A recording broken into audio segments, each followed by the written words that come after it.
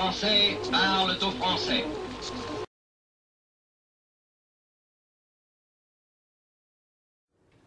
La fraude sociale est un poison pour notre société. Et pourtant, rien n'est fait contre elle. En juin, un rapport parlementaire a estimé son coût à 20 milliards d'euros par an, soit 44 fois plus que la fraude détectée. Plus édifiant encore, ce que révèle Tracfin, la cellule de Bercy chargée du renseignement financier, dans son rapport annuel publié en août 2011. Une explosion de la fraude sociale ces dernières années. Tracfin estime ainsi que les fraudes à la sécurité sociale ont pris des formes, entre guillemets, industrielles dans notre pays. Des prestations d'organismes sociaux seraient massivement détournées selon ce rapport, et la tendance est très nettement orientée à la hausse.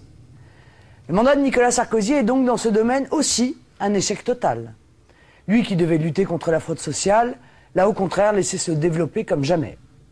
Et ce ne sont pas les habituelles actions de communication du pouvoir, ni les discours électoralistes sans lendemain qui y changeront quoi que ce soit.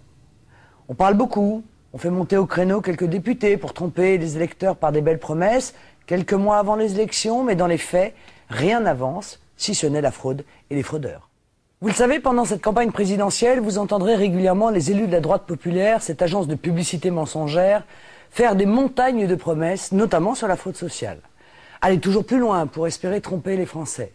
Mais au final, quel est le seul but de la droite populaire? C'est évidemment de faire réélire Nicolas Sarkozy et rien d'autre. Empêcher les électeurs de se porter sur la candidature d'espérance que je représente, les enfumer pour les inciter à voter pour un candidat qui passe son temps à faire l'inverse de ce qu'il dit. Et je pense que plus personne n'est dupe. Pourtant, la lutte contre la fraude sociale doit être une priorité absolue du gouvernement. Et elle le sera si je suis élu à la présidence de la République. Vous pouvez en être sûr.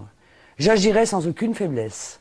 Je prendrai les décisions nécessaires et je fixerai à mon gouvernement un objectif parfaitement clair: réduction massive et rapide de la fraude sociale à tous les niveaux de la société. Et partout d'ailleurs sur le territoire national. La fraude sociale, ce sont d'abord des dizaines de milliards d'euros qui pèsent sur nos finances publiques, qui aggravent nos déficits et notre dette, qui remettent en cause la solidarité nationale. On doit récupérer ces précieux milliards pour permettre à la France de faire des économies utiles et massives pour lui permettre de se désendetter. Mais la fraude sociale, c'est aussi une insupportable offense faite à nos millions de compatriotes qui travaillent et qui travaillent dur.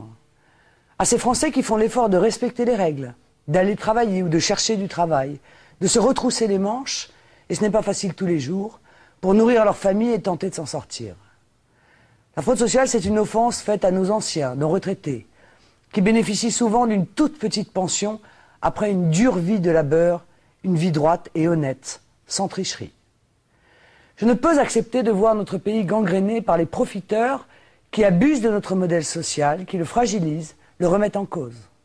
Je ne peux pas tolérer que des réseaux de fraudeurs se développent dans l'impunité, comme le montrent les rapports que j'ai mentionnés.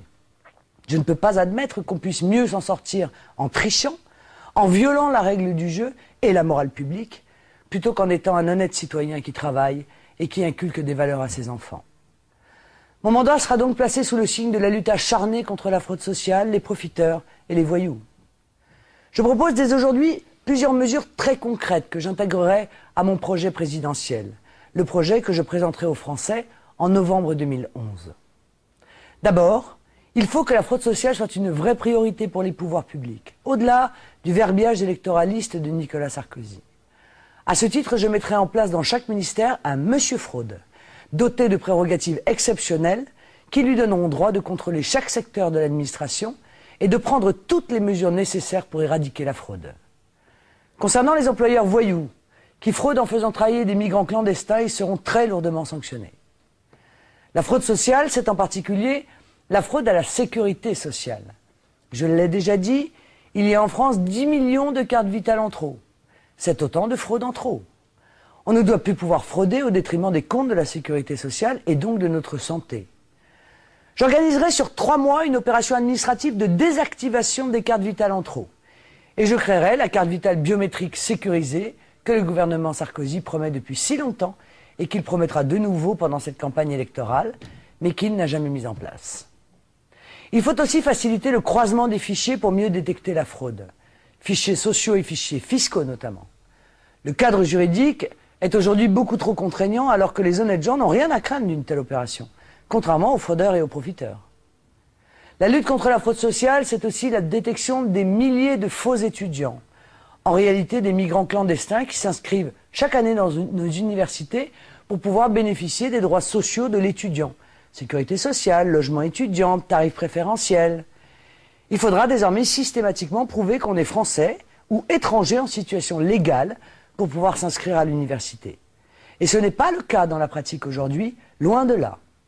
C'est inadmissible, parce que ça plombe nos comptes et ça remet en cause la solidarité qu'on doit à nos jeunes et à nos étudiants. Je prends aussi l'engagement de faire ce que Nicolas Sarkozy avait promis en 2007, mais qu'il n'a pas fait. Un strict contrôle des trains de vie suspects, dans certaines cités, dans certains camps de Rome notamment. Quand on gare une grosse berline devant chez soi et qu'on touche le RSA, il y a certainement un problème.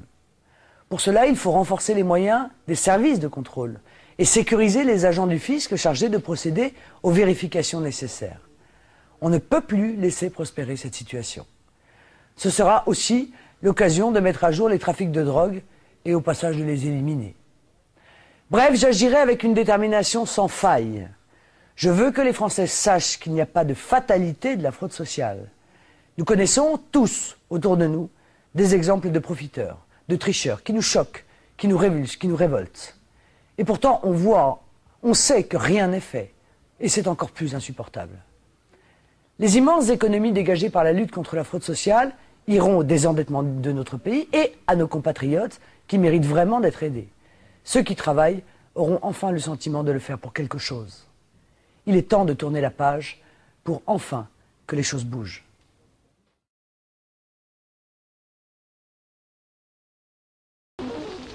Veuillez écouter tout d'abord quelques messages personnels. Gabriel garde l'anonyme. Le manchot la serre dans ses bras. Nous disons, le manchot la serre dans ses bras 2 fois. Le fantôme n'est pas bavard.